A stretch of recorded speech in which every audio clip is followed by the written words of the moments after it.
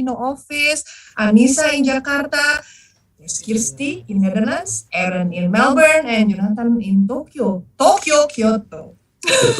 So yeah, well, What's Up VR in Indonesia is a discussion panel that we initiated as the global partner event of VRDays Europe, in which we provide audience in Denpasar, Bali, Indonesia, a chance to watch several films from the Church of VR film projects for 5 days, 13th to 17th of November 2021. And I will actually, just to open up before I introduce everyone in this afternoon, I will actually show you some photos of how it looks like a global partner VRDays Europe in Bali. So I will start sharing my screen here, and voila. So it's really exciting because Minikino had just screened our first VR film, which is Jonathan's film at Minikino Film Week in September. And then it's so exciting that we have a very exciting audience. In the total, there's 111 audience watching 3 films, Myriad, Symphony, Narcissus, and Echo. And look at our happy faces. We only have 2 Oculus here, but we're so excited that everyone is willing to take turns, and get really new experience. For most of them, these are their first experience watching VR films. Of course, some play VR games before, but it's really, I must say, a pleasant experience working with VRDays Europe. And just a few more photos and I'll introduce to everyone.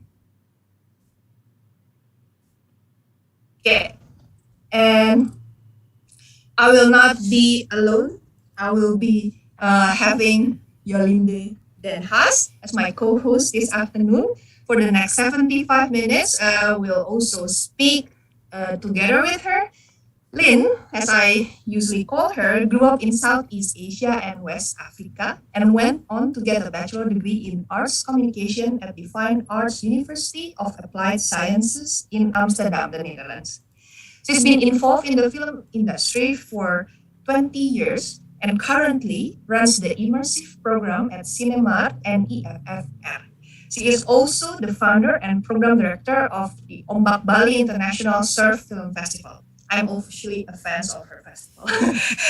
Lynn, would you like to add more about the Immersive program at CineMart and IFFR? Yeah, thank you, Chika. I'm also a big fan of Minikino, so mutual fans. IFFR Pro partnered up with VRDays Europe in 2016 because we're kind of trying to link the traditional film world with the VR world. VRDays is a more B2B event, very immersed in the technology world. And by linking these two worlds, we want to invite more projects and work of cinematic narrative VR being made. So we run an open call every year, and we present 11 to 12 projects at a joint market called IFM Content, which just took place a week ago. We presented 12 projects there. Among one of our panelists had a project there a few years ago, Aaron Wilson, and Jonathan Hagard, the other panelist, just had a project this year. So you'll hear more about that. And so that's, VR became an integral part of our co-production market, CineMart, which is actually more of a fiction feature market. But VR has been a really good addition, and we notice a lot of attention from all our guests at CineMart. And at Rotterdam Film Festival, we also have a VR showcase, usually around 5 to 10 pieces, and I'm also part of the curation team there. Thanks, Chica. Thank you, Lynn. Well, Minikino is definitely one of the happy global partner of VRDays Europe this year. And we're really happy and really honored to welcome Kristy van der Plas, Head of Production of VRDays Europe, that joined us this afternoon. Kristy, would you like to share with us what's your role in the VRDays Europe? And we'd definitely like to hear more about VRDays Europe this year. How is it going? It must be very challenging, but yeah, I would love to hear more from you. Thank you. Hi, everyone. Well, firstly, I'd like to say thank you for being a part of it. It was amazing. I wish that I was in Indonesia enjoying it and instead of the cold Netherlands, but it was really, really marvellous to have you on board. And I know that the projects were really excited to be shown at Minikino. This year we had 12 global partners. So obviously fantastic Indonesia, we had people in Portugal, we had 2 in Istanbul in Turkey, Helsinki, France, Poland, Tokyo, Italy, and then 4 in India, and Norway and Brazil.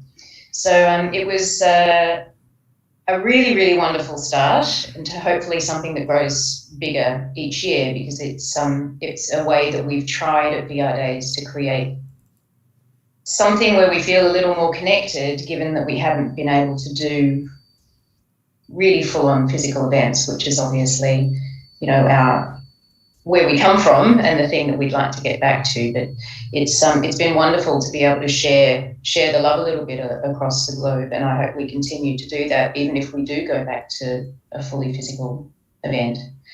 So I am the producer of VRDays. I've been there a few years now. I started off in the IFM content producer roles, which is where I started working with Jolinde, and we're also really, you know, very proud of that relationship as well. So we're a virtual reality festival held in Amsterdam at the end of every year, normally at the end of November, and we've just finished this year last week.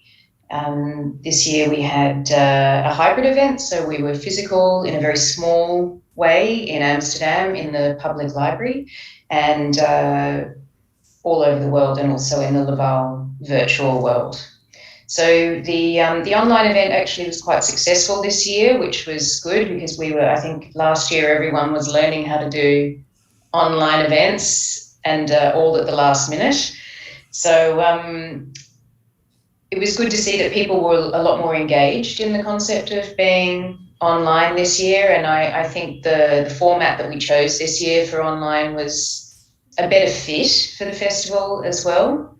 I think all festivals, it's fair to say, struggled a little bit last year with having to find this new format and become comfortable with it. So it would be nice if we didn't have to keep struggling with COVID, but we are. So in the name of remaining safe and staying connected, I think this might be the new way of festivals. We had a wonderful Church of VR, of course, which you were able to showcase a a few pieces. We had 20 pieces in the church in the end, 10 360 and 10 sixth-off. And this year it was actually the first time that the Church of VR was open to the public, both in Amsterdam and also in the satellite events as well, in the global partner events. So that was also a big change for us. And of course, our next big news is that we're actually moving to Rotterdam next year. So just to be closer to Jolinde and IFFR. So it's been a really lovely edition of VRDays this year, and we obviously would love to have everyone back. Our dates for next year are the 28th of November to the 2nd of December, so quite late, and very excited, I think, to pursue our new format a little bit more. So fully physical, but with wonderful partners around the world that we can start nurturing and growing a little earlier this year as well. I think would be lovely to make more connections, and of course continue ours with you. That's great. Thank you. Kristy, you just mentioned something like Laval virtual world. So I'm not sure that some people in our audience will not be so much immersed into all the VR slang or what's going up in VR lately. So can you, for the non-VR people, explain what Laval virtual world is? Of course, it's a good question, actually. I always sort of mention it in passing, expecting that everyone knows what I'm talking about, but of course they wouldn't. So we are also partnered with the Laval Virtual Festival, which is held each year in April in Laval in France.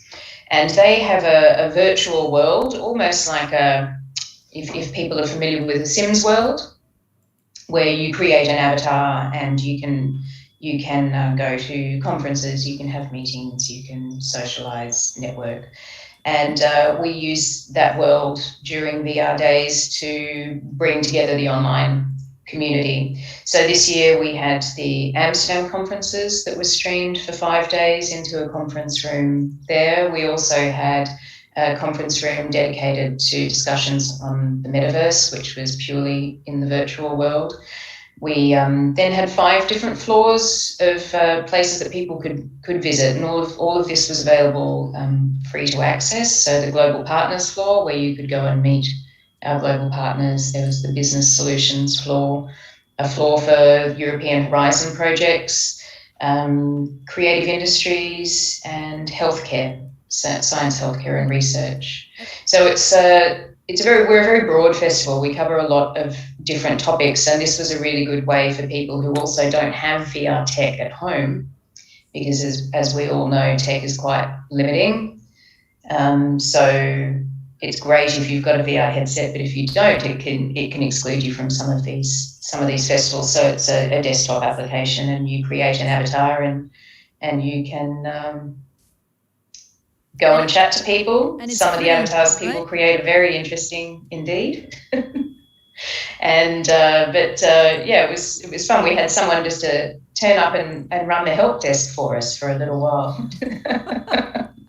which I thought was quite funny. So it's a really nice social environment where people can connect in something slightly different to Zoom. And it's free, right, Kristy? As far as I understood, most of it. Yes, so the only part of the festival that was charged for this year was the 5 days of the Amsterdam conferences, and that was a paid ticket, and the rest was completely free. Okay, amazing. Is it still running? Can people still go and make an avatar on Laval at this moment, or does it only run during VRDays and during the Laval Festival? You can use the link if anyone would like to receive a link from me. It's then you're more than welcome to email me. But obviously, there's not much going on in there at the moment because the festival's not on. But the 5 days of conferences will be put up in the next few weeks. Once they've all been fully edited, they will be up on the VRDays website to see for free. So keep an eye out for that. We've got them with the editor at the moment. Sounds great. And Kristy, did you see any trends like between last year's VRDays and this year? Yeah, I do actually. I think apart from the fact that everyone's talking about the metaverse, that seems to be the hot word of the topic moment. on everyone's lips. I did see that there was a lot of creative content that people had really had the time to work on during COVID. You saw, I think, with the numbers coming through for IFM content, that there was a lot of narrative work being submitted this year, and I thought that was really interesting for me, that people were, I guess, given the current situation, able to really write and create as opposed to film, I think, which got a little bit more difficult for people. Yeah. All right, great. Thank you, Kristy. Pleasure. Thank you, Kristy, and I will pick it up from there. Now I'm going to read actually the other three panelists' short bio, and afterwards we're going to hear from them sharing their experience in VR filmmaking. After each of the presentation, Lynn will be asking one or two questions based on the presentation. And if you, online audience, would like to comment or ask something, just drop it in on the YouTube chat. And at the end of everyone's presentation, we're going to try our best to pick up the questions and try to answer it. And now bear with me, I'm going to read the short bio of these three amazing other panelists. Annisa Adjam, please wave. Annisa earned a master's degree in filmmaking from Kingston University in London. She was trained as a VR technician for Greenpeace UK's Manduruku VR exhibition during Raindance Film Festival 2017 and participated in the Immersive Content Marketing Training from Digital Catapult UK. She produced documentary and fiction short films as well as a disability themed immersive VR doc film in 2019 and currently is teaching transmedia producing at Multimedia Nusantara University in Tangerang and managing a creative community called Intimates. Wave to Annisa. I'm the one that's waving. Aaron Wilson is a director, writer, was born in rural Australia and has lived and worked in and around his neighboring Southeast Asian region. He works as a director and writer across film, VR, multi-platform, and installation. He is drawn to narratives that explore human vulnerability and connection between peoples across neighboring countries and cultural divides. In 2006, he was selected to take part in a filmmaker residency program with the Objective Center for Filmmaking and Photography in Singapore, where he developed the script for his debut feature, Canopy, and was screened at Toronto International Film Festival 2013. Little Tornadoes is his second feature. Aaron is represented by Jennifer Norton, RGM Sydney, and Dave Brown, Echo Lake Entertainment LA. Wave again to Aaron. And Jonathan Hagard. Jonathan is a half French Indonesian director, animator, and illustrator based in Kyoto, Japan.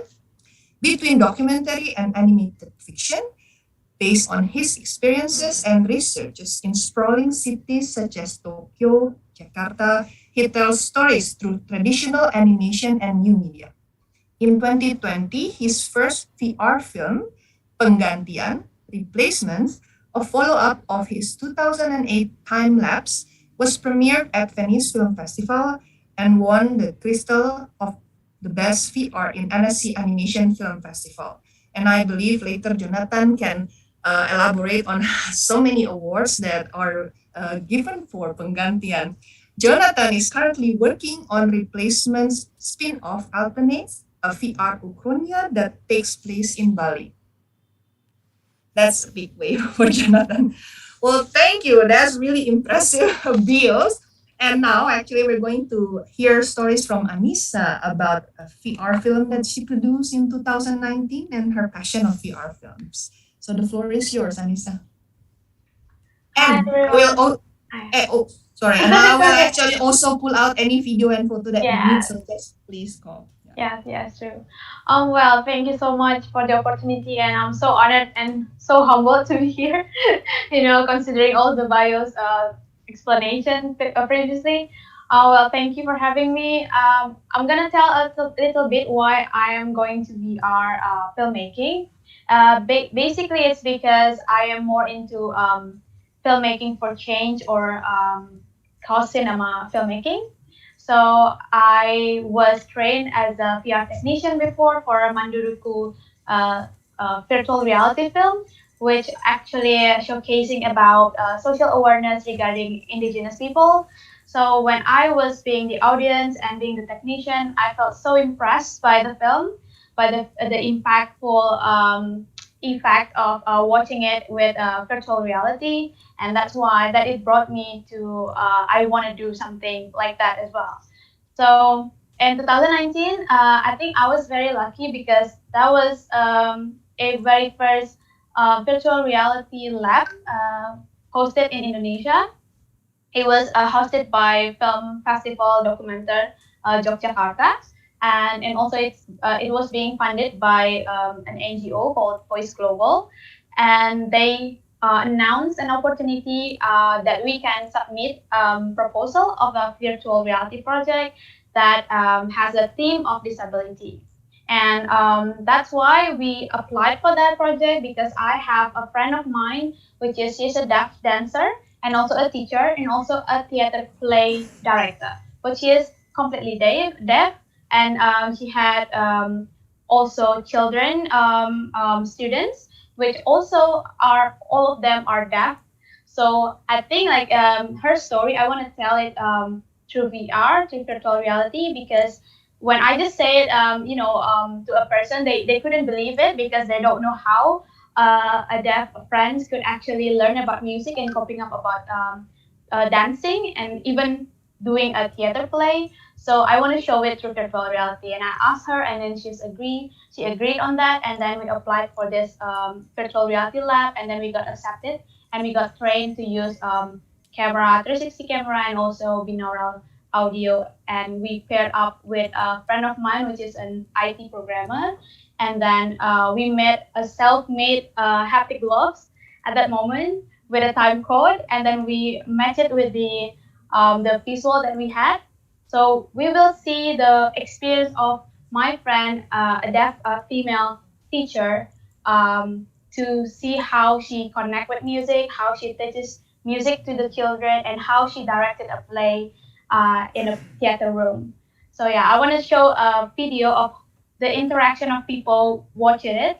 So we had a screening with a deaf community in Yogyakarta back then in 2019, and also we show it also to the hearing people, obviously, because we wanted people to understand that arts could be very inclusive for everyone. So Chika, please play the video for us. Thank you.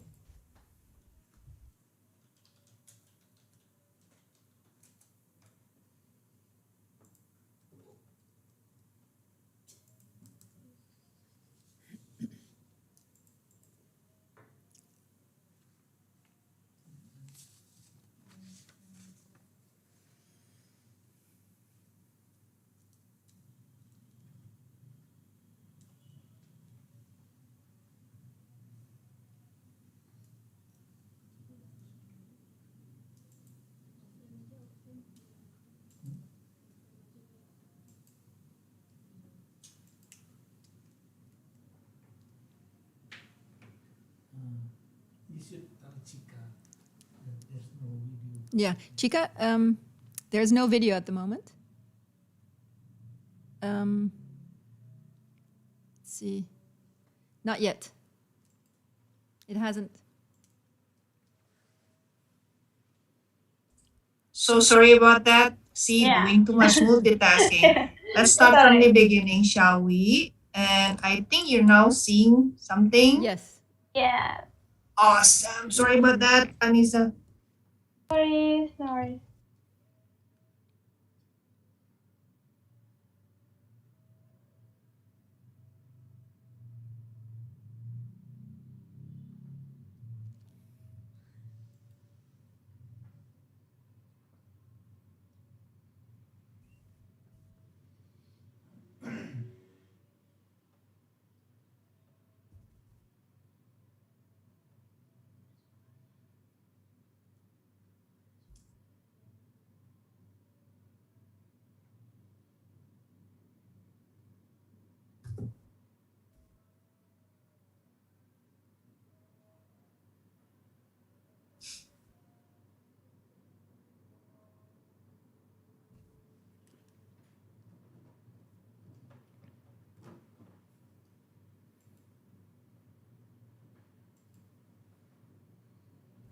So, yep.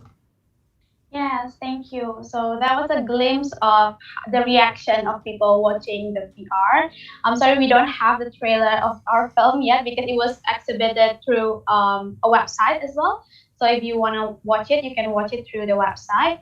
But what I want to say is the effect of seeing people that actually, especially for the deaf community who haven't danced, and following the music, and then finally they start to dance and coping up with the music that we put through the VR. It made us feel so rewarding because we haven't thought about it yet when we were working on the project, but seeing those happen was actually feel so impactful for us as a filmmaker as well. And then to the community of deaf and also people, the hearing people who wanted to know how people differences can actually make a harmony in the art industry. So basically, our subject worked together with the hearing people as well to have a collaboration between both deaf and hearing people in the film. So that's why we want to put it through this film so people in reality can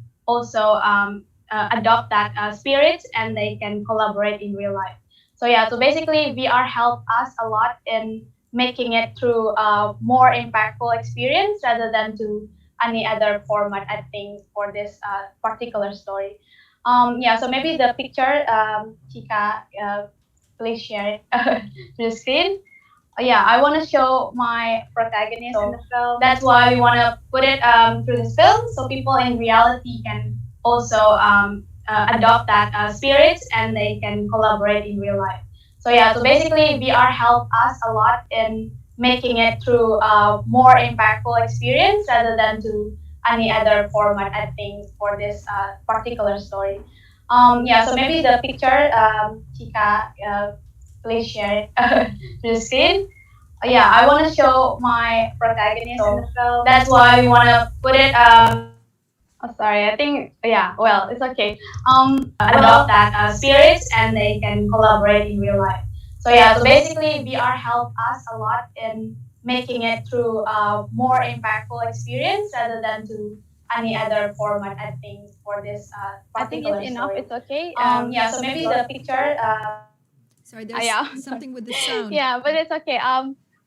Through that picture, actually, I wanna tell you guys that we also explain the hard of hearing of the degree of hearing loss of every people that involved in the film. So we wanna tell people that there are differences level of deafness in every person. So we cannot stigmatize or judging people just by one common thing that we know.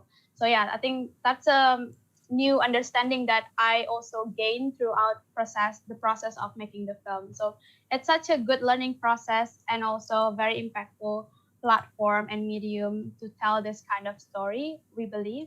So in the future, we want to develop it more advanced, and we thank everyone who has conducted this virtual reality lab in Indonesia and also exhibited through a local festival and local community that deserve this story. Yeah, I think that's my story and my experience, a little experience compared to others, obviously. Thank you. Thanks, Annisa. Wonderful project, obviously. And you mentioned that the trailer can be seen. So could you? What's the website that people can watch the trailer? Yes. Oh, sorry. Yeah. The question is the link, right? So the link is thefeelingsofreality.com/ my title. The film title is Alun. So I'll maybe type it and also inform the Minikino to share it if anyone can want to watch it. I'm sure everybody wants to watch the trailer after this introduction. And so which festival did people get a chance to watch this? Yeah, so it was premiered in Film Festival Documenter in Yogyakarta 2019. But then we distributed through Ganesha Film Festival, which is in Bandung. But then the pandemic happened, and then we made a website so people can watch it through the any gadget that they able to watch the VR.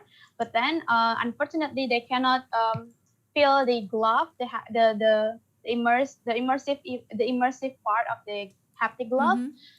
So that's why we plan to do more development on this project. So later on that we can still continue to distribute it through local community and also local events. Okay. So basically everyone can enjoy it through the website for now, but hoping for next year we can still develop more of this project and distribute it more to local community. And you mentioned people can enjoy it through the website. That means which kind of devices? Any Oculus or which devices can see? Yeah, basically they can use it Google Cardbox as well. Yes.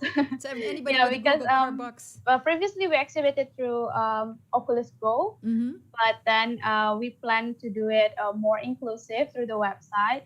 So basically people can watch it through Google Cardbox to the website. Okay. Good. Yes. And you just mentioned something about a glove, but we so that sounds intriguing. What's the glove and how does that work with?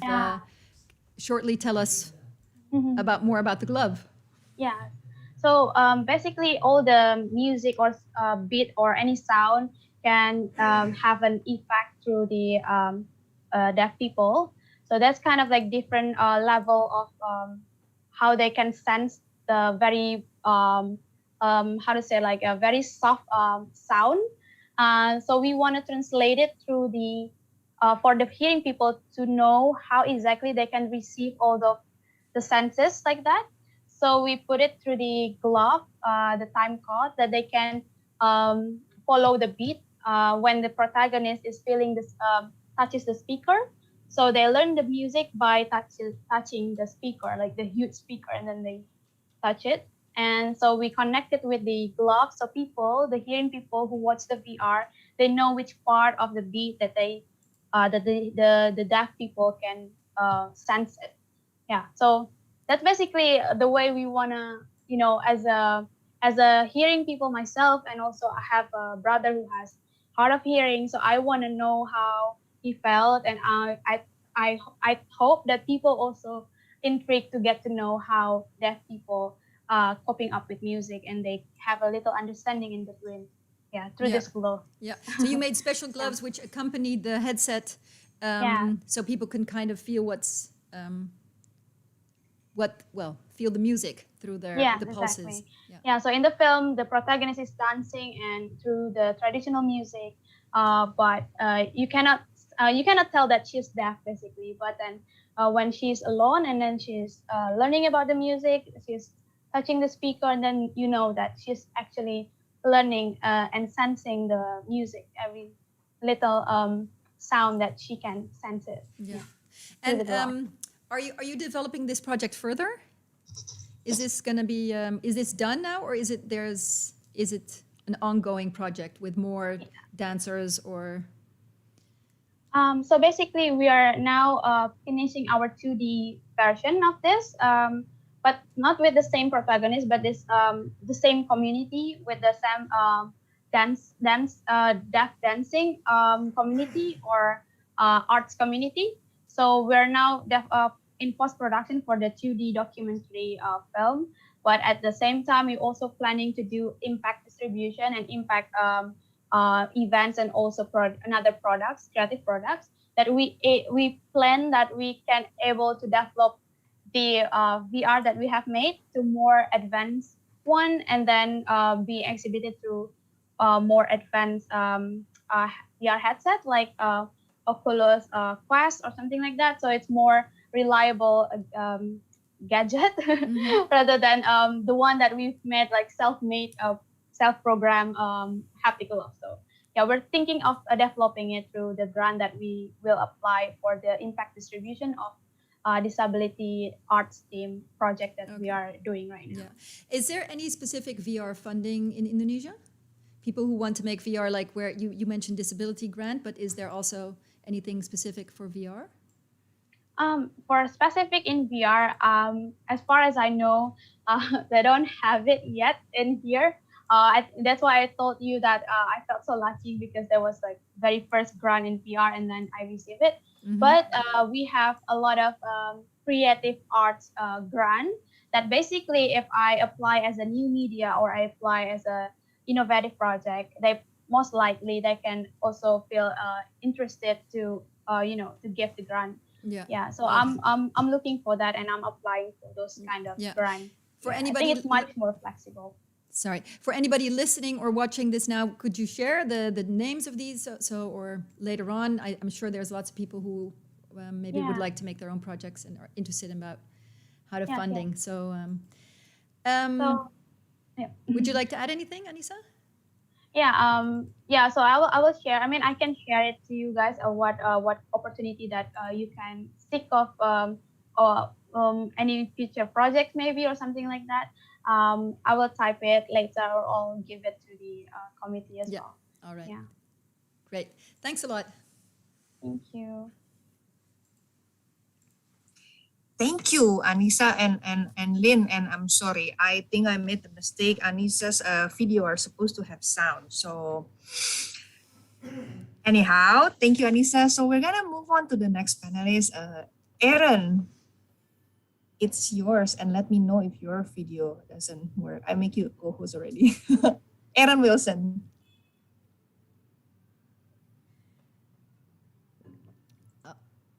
Uh-oh, you're freezing. We'll see how we go. Thank you very much. I'm freezing. Can you, am I working fine now? Yes. No? Yes. Good. Just let me know if I'm freezing and I can switch to my phone Wi-Fi. Thank you very much for having me. It's a pleasure to be here amongst this wonderful company to talk about, among other things, VR projects. I just wanted to talk a little bit about my journey in so much as it relates to my filmmaking. First up, I guess what's really important for me and what I love about filmmaking is collaboration. It's how I approach making my films. It's part of the way I tell stories and the narratives. For my VR work, there's two collaborators that I find are vitally important to me when I approach any VR project.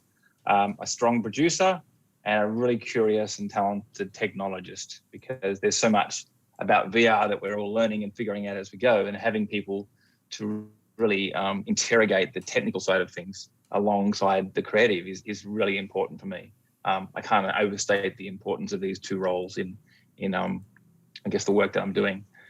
Secondly, all my past experience as a director has led to the stuff I'm doing in VR now. Even before that, I was an engineer before I was a filmmaker, and I come from a small country town, and all these experiences in my life feed into the work I'm doing on VR now. Before doing any VR, I started making short films out of university. I had a curiosity about Australia's place in the world and our connection to our region, particularly Southeast Asia. So the stories and the narratives that I tend to explore in my films are centered around these connections, and there are a curiosity about these connections.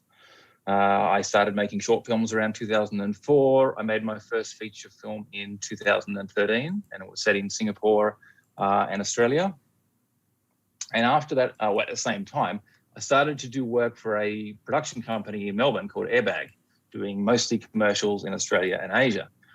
But as time went by, the work for the clients and agencies started to drift away from traditional commercials into multi-platform installation activation projects, but also VR and 360. So I think it was in 2017, I was approached by a client from Singapore, and they approached me because we'd done work on commercials for this client, and they wanted to bring a distinct storytelling to VR and a strong narrative. So I'd never worked in VR before, so it was a great opportunity to use clients' money to play an experiment. And that's basically what we did in Singapore. The brief was to create 4 VR films that focused on journeys into 4 distinct kitchens in Singapore, exploring Chinese, Indian, Malay, and Singapore fusion cuisine. And it was interesting, that collaboration with the client. Initially, the client wanted it to be moving everywhere and to be active and swing the camera around, lots of fast cuts. But then I came back and said, basically, I don't want to move the camera at all. I want to keep it still, and I want it to be one take. And they were a little bit shocked at the start, but when I explained why, it sort of made sense to them that the world around them will be moving and active and dynamic, the people, and we'll put our focus into the production design in the full 360 space. So when we made these films in Singapore, it was about investing the time in doing rehearsals with all the cast. So we might be shooting in a kitchen, but all the choreography that's happening is very strategic and well planned, and like a dance. So the chefs, the busboys, the assistants all took part in these rehearsals that took place over a few days in each kitchen. So when we filmed just 1 or 2 takes per kitchen, it looked very natural and authentic, like it's a documentary, and it is based on an authenticity, but ultimately it was very carefully designed. So we use every aspect of that 360 space with movement. Some person might start over here and they're in a wide shot, but as they move towards camera, it becomes a close-up. With our production design, we embellished all the colors and the textures in the restaurant. So it felt brighter and more vibrant. We put practical lights everywhere so we could see into the darkness. So every corner of every aspect of the 360 space felt engaging and dynamic. And because it's one take, we empowered the viewer to discover the journey themselves rather than adding a lot of cuts that force the story onto them. So that was my first foray into VR. And what was interesting also is the client decided to take it further and put those films into physical installations, installations that were taken around the world at travel shows. They basically designed 4 corridors that audiences could go into. One says Malay kitchen, one says Chinese kitchen, Indian kitchen, fusion. And as they walked in, they had things they can smell, spices and foods from each of those cuisines. So this sensory overload, you could almost taste the food and you could hear sounds of the kitchens. And at the end of each corridor, they had a VR headset and they could basically transport themselves into each kitchen, voyeuristically observing what goes on. And at the same time, they could still smell the spices and the aromas from that cooking. So it became more than just a VR film, and it made me really curious about the audience interaction with VR in a physical installation space. Doing that project basically prompted me to create a VR project called I'm Not Comfortable in This Family, which is the project Jolinde mentioned earlier.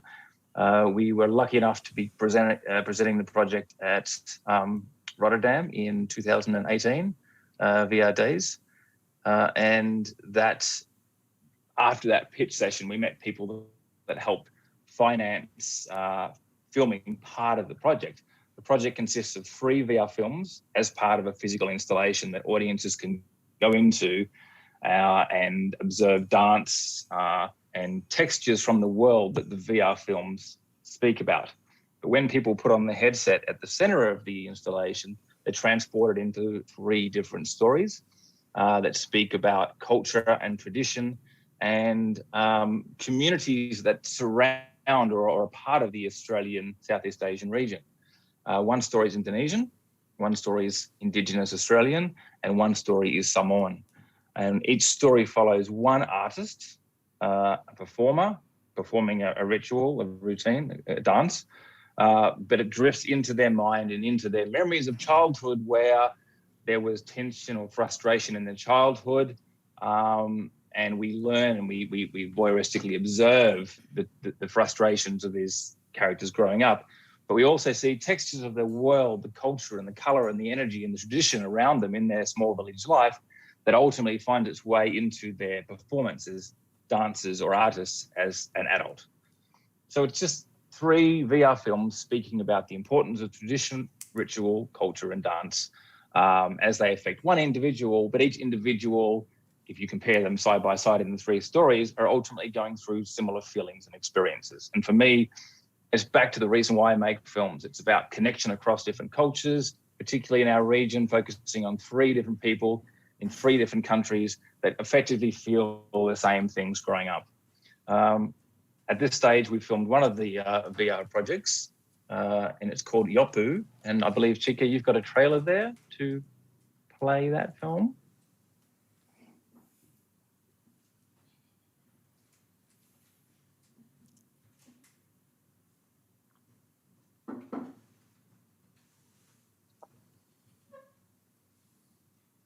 People in 3 different countries that effectively feel the same things growing up.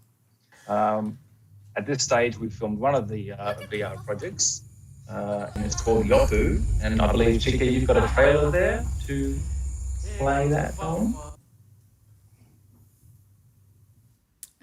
Is it not playing? It was playing, but it got cut off.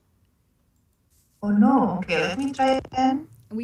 And this time from the beginning. You've seen the photo now. I mean, you've seen the video now. In 3 different countries that effectively feel all the same things growing up. At this stage, we filmed one of the VR projects, and it's called Yopu. And I believe, Chica, you've got a trailer there to play that film. Is it not playing? It was playing, but it got cut off. Oh no. Okay, let me try it again.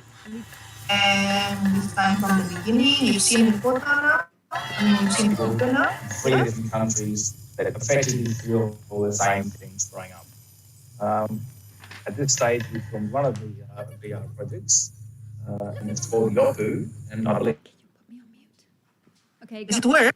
No, it got cut off, and it's kind of our voices got. But I think we have a good picture of right, Aaron. I think we got the. Was it much longer? The trailer, Aaron? No, that was it. I think we Okay. got the end of it. It was All just right. a 30-second, 40-second trailer. All I want to do is finish off, I guess, by saying I'm continuing to do more VR projects in the sort of corporate space where clients are increasingly more curious about VR. And for me, it's about how to explore these spaces in a how to maximize audience engagement and create something that provides, for me, intriguing and curious experiences for large audiences, making it more inclusive and making it more communal. That's what I'm really interested in. And it's the same with cinema. I love making films because when you screen in a cinema, you get that immediate reaction from audiences. If you're doing a Q&A, people see it next to other people because they feed off that emotion, that feeling of watching a film together. So I'm very curious about that communal experience with VR. Because what's the goal with this? Once you have the 3 works finished, is it going to be Is it going to be a 3-player experience, or? I believe I can now share the screen, so I'll show you a picture of what. Just an example. Share screen. So this is just a crude. Can we see that picture? Yes. It's the idea of this room that people might enter in a gallery or in an exhibition space is a cylindrical space. And as they enter, on the walls are imagery from each of the villages that we filmed our VR films in. And they're interwoven tapestry, I guess, of reflections from that world, involving natural environment, involving ritual, tradition, and performance, but also a soundscape that drifts between the 3. So it's this immersive, impressionistic installation that people can view communally, but at the center of that space, there's a select few people who are observing the VR films with the headset on. But if you wanted to watch the VR headset outside of this space, if you didn't feel comfortable watching it in the space, there's a separate room where you can go and watch these 3 films. So the idea is this communal space gives you a feeling and a taste for what the films are about, and then you dive into the individual stories when you put on the headset. Yeah, and you've just premiered Ayopu in Melbourne, and Yes, now you're correct. currently going to go into the next part, which I believe it was the Indonesian part about the Indonesian dancer. Could you tell a little bit about what the plans are, what the story is, where is it going? Where We've are you going to shoot spoken it? to the 2 performers in the other film in Australia. It's an Indigenous Australian drag queen, and in Indonesia, it's a dancer from Java called Rianto. And I've spoken and worked with these 2 artists before, and we've explored ways to tell similar stories to the one that we told in the Yopu 5-minute film, but with variations that reflect their upbringing and their performance as artists. The idea is we film in a small village just out of Jogja, actually, that I've scouted right before COVID arrived. And then the performance as an adult would be in a theatre, probably also in Jogja. And in a village, like how's that gonna? How are you gonna do these 360 film, or just a little bit on the Let me technical show in you a that picture village? of that too. Yeah. we'd like No, that's okay. Let me just show. I'll go back to sharing a screen. I'll show you some pictures from the recce that I did. This is the stage. This is me on the stage in a village about 15 minutes north of Jogja. And the idea is that this performance is taking place on this outdoor stage featuring our artist Rianto. And behind us, we will have an audience of locals that are watching him. And it might be set on dusk. So we have some practical lights brought in, but also so that we can see the audience. If we look around here, musicians on the side, and we can see our artist on the stage. So it's about using that that world, that natural world. Yeah, this is another picture of that space. So it's about using the authentic space in 360 and populating it with our artists, our audiences that comprise local people from the village. And is Rianto going to do it? Is this in his own dance, or is it a traditional Javanese dance? We've yet to talk about that. We've just been having initial discussions about the story and the narrative. It was a while ago, so it's just once the dust settles on movement and when I can travel and when we can actually get over to film it, we'll probably talk about the details of that. But the idea is, as soon as I can, as soon as we lock down a bit more funding, get to Indonesia to film. Yeah. Great, looking forward to that. You touched upon, you mentioned frustration for the three main protagonists growing up. Which kind of frustration are you referring to? I think in each story, it's all personal to that journey, but it's about being different and about being creative and having a journey or a way that's different to perhaps everyone else, and the village being, and it mirrors my view going up in a small village in Australia, just having a different way of doing things. And I guess the village don't quite understand who you are, but you still at the same time have a strong sense of place and you're very connected to your world. It's not until you're an adult, perhaps, that you can reflect on all of that, using all the tradition and the ritual and the color of that world. It ultimately informs you as an artist, and it stays with you your life. So it takes you a life journey, but by the time you get to being an adult, you use your creativity to reflect on the strengths of your cultural upbringing. Okay, all right. Just something about funding. Is there, for Indonesian creators or Australian creators wanting to make something in Indonesia, is there a fund for in Australia which Indonesian creators can reach out to? Yeah, there's various and they come and go, but there's various state and federal funding in Australia for VR. And I guess what's interesting for me is how we connect outside of our borders to tell stories. There's various co-production deals, but also incentives for Australians to partner with filmmakers overseas. So I definitely have a look at what state and federal funding opportunities are available. I know Melbourne Film Festival has an upcoming XR film fund. I think that's to look at, I guess, focusing on Melbourne stories, but it doesn't have to be Australian artists. They can be a collaboration of international and Australian artists. Okay. So that's definitely a project to look into. Yeah. Sorry, yes, a fund funding to look into. Thanks for sharing that, Aaron. Thank you. Thank you, Aaron. And we have actually several lineup of questions, but we're going to answer that after everyone's presentation finished. So keep pouring your question in. And now I'm going to give the time to Jonathan.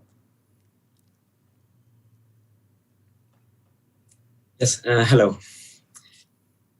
First, thank you very much for this opportunity to be here. And also thank you, Chikat, for the bio. I think it was a complete one. And I think rather than talking about VR, because I'm actually quite new in VR.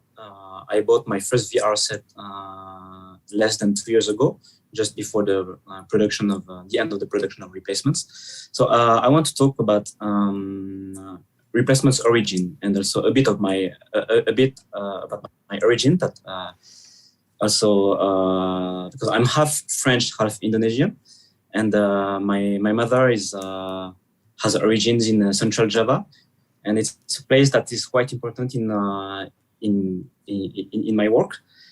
And but everything started in 2007 when I came to, well, at the time I actually studied completely something completely different from now, because I wanted to be an architect.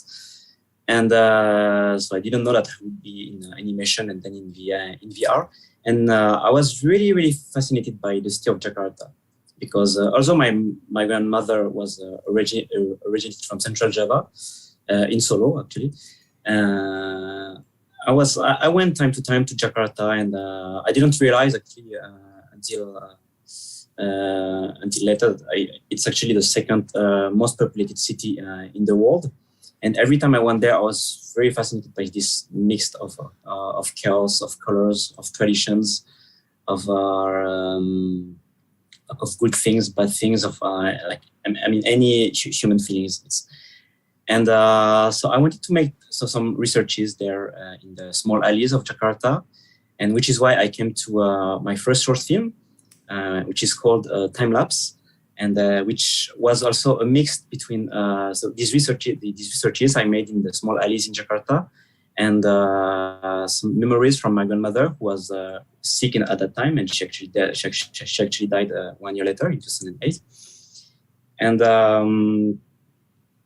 so Time Lapse told the story of a village changing day after day, from about the 80s, so when I was born, to that time, 2008, and it was like a short story, basically about how inspired by where the place where I grew up, and this new place I discovered in Jakarta. And when I finished Time Lapse, I was a little bit disappointed actually, because it felt that it lacked something, and also a lot of people still didn't know about Indonesia. But now when I think about this, it's not. Time Lapse actually reflected the way I saw Jakarta at that time. It's I was still a student. I didn't know much about that city. That I had time to discover more and more after Time Lapse, and many things actually changed in Indonesia during that time, especially in terms of culture, of religion, politics, and environment.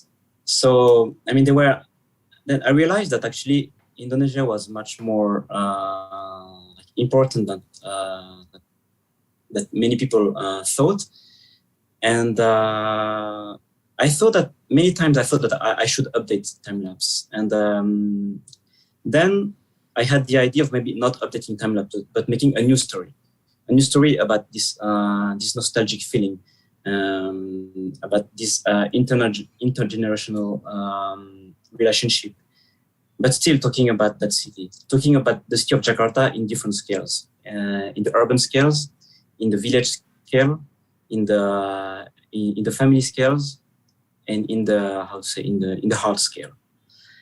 So talking about Jakarta in the concrete, in the cold way, and in the same time talking it in a warm way.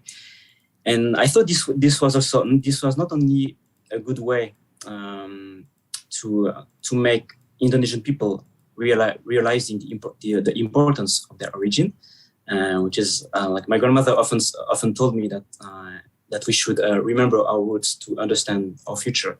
And I thought that time, 2017, there were a lot of political problems, such a lot of questions, especially during the governor election of Jakarta, 2007. And I thought at that time this message was very important, and I really wanted to make a new story that showed that message, is that simple but in the same time complicated message. And because it's a human message, it's not only Indonesian message. And I realized later that actually, this message is not only Indonesian, it's also Japanese, it's Chinese, it's European, it's American. Everybody has this relationship with their past and their future, with their grandparents and their children. So that's why I decided to make this new story. But making it in a conventional film was quite challenging. So I had the answer in in two things that I like. One thing is traditional Asian painting, like we see it, traditional Japanese painting, traditional Balinese painting, or traditional Japanese painting, the ukiyo-e. It's very Asian. It's like European paintings, European stories are usually centered in one thing. It's more focused on a hero, on something. But in a Japanese ukiyo-e or a traditional Balinese painting, there is no hero. It talks about daily lives. It talks about different elements on the same times, and then we are we are free to focus on the mountain, on the chicken, on the everything has a story. There is a story in the mountain, on the chicken, on the human, and I thought that this is actually a 360 story. 360 story was invented not in VR but much before that, in Japan, in Bali, in probably 100 years ago. And which is why I thought that VR was the perfect match to that kind of story. And at the same time, I was really not attracted by VR, but there was a film that I discovered I really liked. It's Pearl, made by Patrick Osborne. Until now, it's still one of the only VR film that almost made me cry. And I think a good story, it's a story that can make you cry. So I was decided to make replacements in VR and to talk about this about replacements in different scale. And the other reasons why I choose to make replacements in VR is that like I said, the story has different scales. We can talk about Jakarta, the city scale, the family scale, the story of the objects, and the other reason is that a lot of people actually haven't been to Jakarta. So and many people don't know about Indonesia.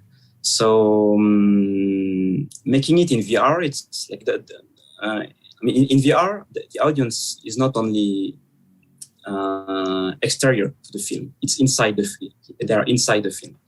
So people, they can travel to Jakarta. They can travel to Jakarta in the space of Jakarta and also in the time of Jakarta. So that's why that was one of the other reasons why I wanted to make it in VR. And VR, it makes Indonesian people a sense of nostalgia and introspection, because people can watch around and they can also compare to the space and themselves. There's a connection between the environment and themselves that there is not in a conventional film. And so this is maybe I think maybe Chika, you can show the trailer of replacements. Okay, let me not do mistake this time, and please We know be you the can, correct one. Chika. Bear with me. Hold on. It's a trailer Indonesian. Voila.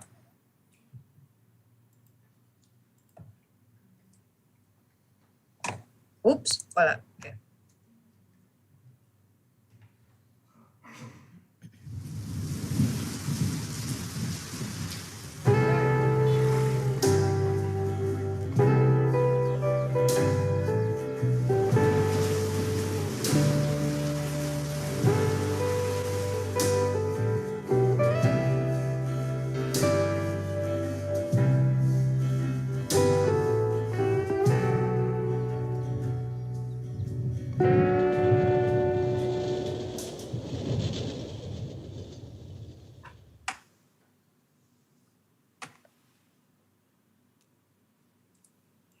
I did it.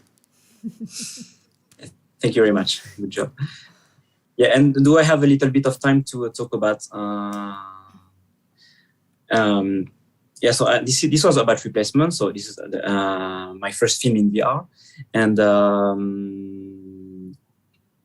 now I want to talk briefly about my next project, which is a completely different VR project, because this is the one that is interactive, and why I choose it. I want to explore more the interactivity in VR. It's not to make something interactive. It's time-lapse story. I think it was a conventional film because it fits that that medium. I'm convinced that VR is a medium like others. Film is a medium. Illustration is another medium. Comic is another one. Animation is another one, and I think VR is also another one. And inside VR, where there's a 360 film that I think fits replacements because it makes it uses the interaction of the head. Just the fact of turning the head around can make us see different stories, and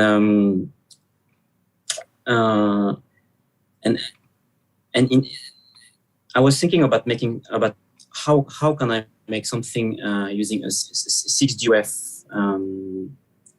Okay, 1 minute. Yeah, and so replacements actually talked about about what happens in Java now. And the next story, Alternates, it's a spin-off of replacements. It talks not about Java, but it talks about what could happen in Bali. I mean, it's in the same in the same project about introspection and about roots, and Uchronia is a genre that I'm very fascinated, and I thought that VR, especially in its interactive way, if we can move around, like imagine how it would be if we can move around a space and that where we are, but in a completely different era. Or imagine that, for example, 100 years ago, something completely different happened in their history. How would it be today? So I think this. I don't want to make VR to make another metaverse or something that's another reality, but something that can make us understand better our reality. And this was the goal of replacements and also of the next project, Artemis. Thank you very much. Okay. Thanks a lot, Jonathan. I'm going to ask you just one question. I was a little bit long. Let's open up then after to all your questions from the audience. You mentioned before that you wanted the Indonesian people to see. How did you distribute replacements in Indonesia, or was it distributed? I mean, you won a lot of awards around the world. It did great in the festival circuit, but how about in Indonesia?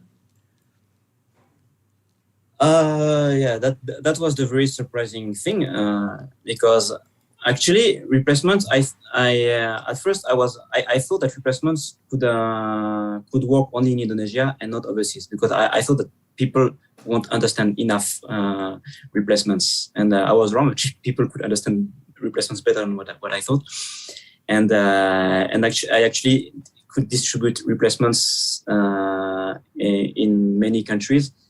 And it was still not distributed in Indonesia. Mm-hmm. And the thing I did is that I did something that I think is very I learned in Indonesia. It's improvising, and which was a good very good thing in the COVID era. And I mean, I work with Divergent Cinema, my distributor in Paris, who use their experience and their network to distribute in many countries and festivals. But for Indonesia, I choose to distribute myself with the people I know, and you know that, well, I was in Indonesia just at the beginning of the pandemic. And I mean, I noticed that everything was closed and that everything were limited. But the good thing about Indonesia, I think, it's what happens in local areas. And I have a lot of friends who have cafe, who have warung, so I thought that maybe we should start like this, and so I started to check how much is an Oculus Go in Indonesia. It's super expensive, so I bought one in Japan secondhand, about €100. I send it to my friend who has a cafe in Jakarta, and then we started from there, and people could watch it in in this cafe, and then and same thing in Bali. I have a friend who has a cafe in Bali, and she did the same thing in Bali, and this is where also Chica so replacements, and then she suggested me that it should be screened in a Minikino film festival. That I mean, I also talked with Chica, and I like also the way she's managing Minikino. It's also about using this making events in streets in kind of pop-up places, like the pop-up cinema. Yeah. And I think pop-up cinema are very good, but it could pop-up VR can be even better.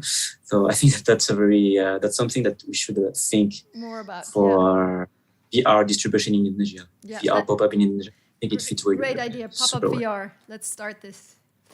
Thanks a lot. Let's back to Chica for questions from the audience. Yeah, you know what? Actually, Jonathan had just answered by accident Rofiki question. Rofiki from Surabaya. Rofiki made 360 video for education purposes, and he had 2 questions. But I think Rofiki's second question already answered. He was asking, what's the distribution mode of VR films to the audience? And is there any specific platform, or is it really relying on doing your own events? I guess in a way, Jonathan had answered. And yeah, would anyone wants to add something? I'm sure it's probably site specific. It's in Indonesia probably, but perhaps Aaron or Annisa, by your experience in UK or Kristy, and Lynn, would you like to add on this question? What's the distribution mode of VR films to the audience? My humble opinion, it really depends per project. Some projects are easily distributed, but some are in a bigger installation, need more space, more interactivity. Some work is distributed through apps, through Oculus would buy them. So it really depends, and I think there's not enough attention for VR distribution in the world, and there's not a lot of distributors either. So a lot of VR makers also have to. The moment you start making your work, start thinking about how you're going to distribute it. But that's from me. Maybe Aaron, how are you? How's in Australia, Aaron? Look, I haven't looked extensively, to be honest. I know that there's quite a number of VR cafes that exist in Australia, and there's interesting talk of some cinemas putting VR booths or sections into their multiplexes. But I've been mostly looking at galleries and exhibition spaces that would take a physical installation. So there's actually another 2 VR projects that I've been doing. One during isolation, focusing on people, different Melburnians during isolation. And I've been speaking to a Melbourne gallery about that project. So to premiere there, and then to send it to other exhibition and gallery spaces around the world. And their interest is, how big can we make it? Is it scalable? So our thought and design is all into what space do we want? How many people do we want to come in? And how can we put it up and then pack it down and send it on easily, so it becomes cost effective for us to do so for each space. Do you want to add something? Annisa, you also touched base about how the difficult part of even showing your VR film. Do you want to add about the distribution mode? Basically, apart from doing independent community screening or partnering up with a local film festival, I also noticed that in Indonesia we have actually several VR company that focus on education, and also they deliver knowledge about VR in school, which is really great. So basically, outside of filmmaking, I think we should partner up with this sort of companies that they do this for education. So we can have a partnership with them in the future. I hope so, because I'm looking for this kind of partnership in the future. Yeah. So. You can also mention the brand. It's okay. I mean, it's good for people to know, right? Yeah. I think it's good. So basically, what I want to say is Shinta VR. If some of you know, they do some exhibition and also visiting schools for educating people about VR. And also the grant that I also mentioned before, I want to say it. Maybe we don't have any specific VR funding, but for arts in general, like British Council have several grants for it. Also, several international NGO. As I mentioned, I work with Voice Global. They also have regular funding every year. So it depends on our creativity to make new innovative ideas. So I think VR is a good chance if someone want to apply and also have a look of the opportunity to work with this grant. Yeah, apart from that, also there's Octagon. I think Octagon company also doing AR and VR, as well as some company also in Indonesia starting 360 filmmaking, as such as Festivo.co.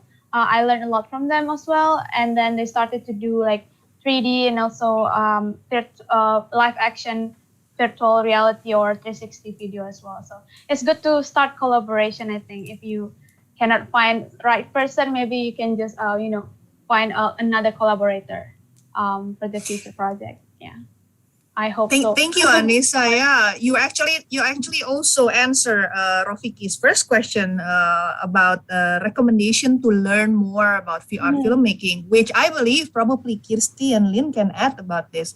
Can you recommend a platform to learn more about VR filmmaking? Kristy?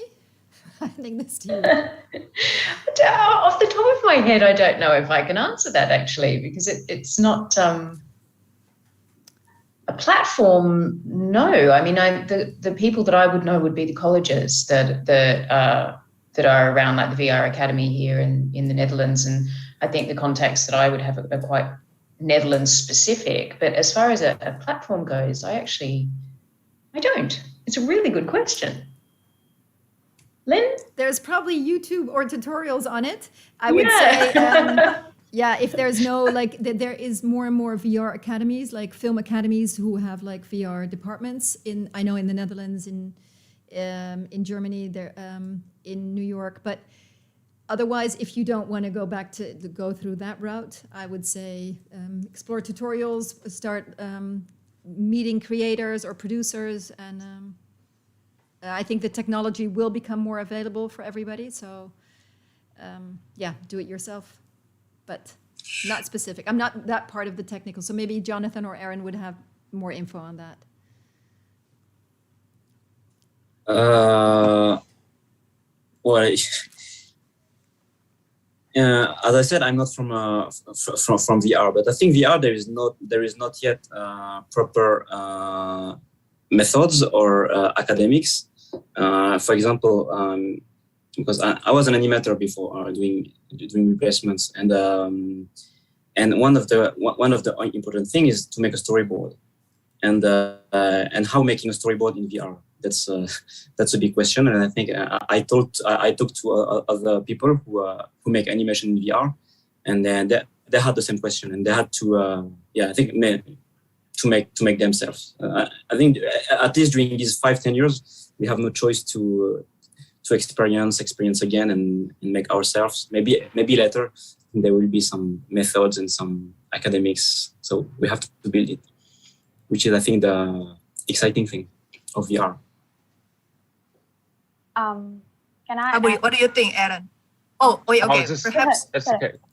Sorry, I was just going to add it for me. It's about collaboration, finding people who are doing similar things. We're all learning and figuring things out as we go, and each project is seemingly different than the next. When we shot Yopu, we used Unreal Engine to create much of the 360 space, and that was a first for Unreal Engine in working with 360, the way we were doing it. So I just worked with a lot of friends who've done VR films in different ways and learned from them and got their advice. So I think sharing and collaborating with each other as content creators and filmmakers, VR makers is infinitely advantageous. Yeah, grow the VR community. I think that's a really good one. Expand your network. Yeah. Annisa, I know you want to add something, but while we're at it and we have such a limited time to go, maybe another 5 minutes, while you add on that answer for that question, I would add, you probably would like to add what is the prospectus in the future, you think? This is a question from Dani Sunyoto. Okay. Yeah.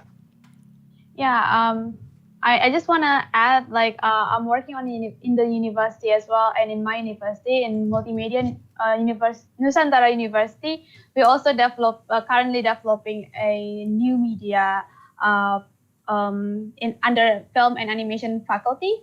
So that also can be a prospect of the future. We're starting to equip ourselves with the equipment, and also I know like several other universities also starting to get to know about VR. So I hope it's a good sign for the future. But still, same with the other answers as well. We're still developing and we're still learning about it. So nothing really specific yet, but we can learn from, for example, free courses or website like I did, like from Teacher Learn, Coursera and stuff. I saw a lot of 360 and virtual reality basic knowledge of that. Also from book, I also got it from international website book, but it actually can be purchased by Indonesian. So it's actually, for example, I did learn about storytelling in VR. For example, how do we position the character, how we position the color, lighting and stuff. But I can do it all alone without people who know the technical stuff, from people who know the camera works, and also people who knows how to edit all of this 360 video. So I think it's really good to start the community, anyone who want to reach me and starting to know and begin conversation about VR.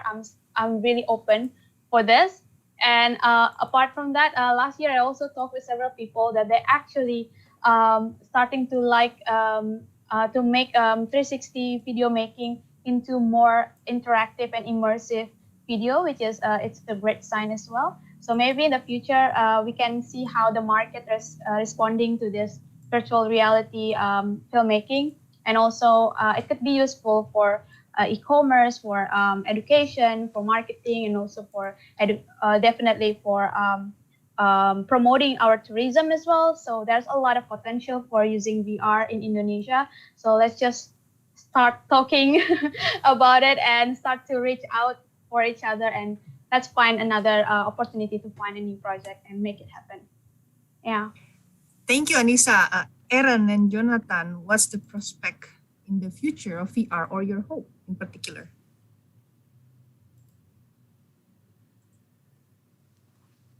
Jonathan, go first before you do like the sweep.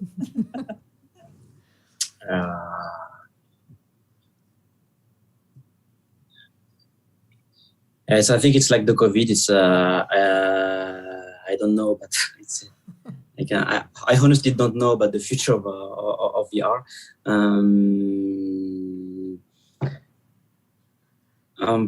But yeah, VR is there are so many kind of storytellings in VR. I watched when Replacements was released in 2020. I watched the different films in the Venice VR Expanded, and I was surprised by the variety of things that we did and of projects we could see. And until now, it's amazing how it's getting updated months after months. I mean, both in terms of quality of storytelling and of variety. So I'm sure we will have a lot of surprise in this in the next 5 years. Well, the only thing I hope is that we won't, because now everybody is talking about the other realities, about the metaverse, blah blah blah. It's I hope the future of VR will not only be this. It's but it's that VR can also be a medium of storytelling, something to talk about reality, to make people go back to reality, to emotions, and like something very basic that we can do with books. For example, something that I'm very curious personally, but I'm sure I'm not the only one. It's because I like book adaptation because it often failed. It often fails in film, but I wonder how it would be in VR. I'm sure that some films would probably fail to be adapted in conventional film, but maybe it would be more fitable in VR. So I mean, it's just a question, and yeah, that's sort of what I can say, I think. Thank you, Jonathan. How about you, Aaron? Yeah, look, I agree with Annisa and Jonathan. I think it's finding out what the sort of the great strength of VR is. I've seen so many great VR films over the last few years, and the ones that stick out are the ones that are all quite different to each other, but have a really strong and lasting narrative. Something that makes me feel something. It isn't showy, it isn't flash. It's just ultimately it has great storytelling and great heart. So for me, I mean, I like the idea of exploring how to bring VR into more of a larger audience communal space. That's very interesting for me. But in terms of the experience itself with the headset, it's about maybe finding out how do we position it to audiences? How do we give greater access to audiences to actually utilize the immersive and intimate nature of VR and focus on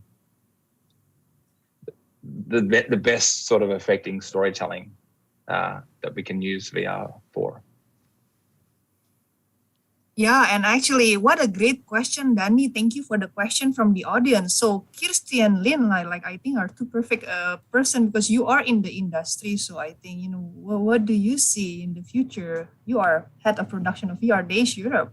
Kristy, you want to go first?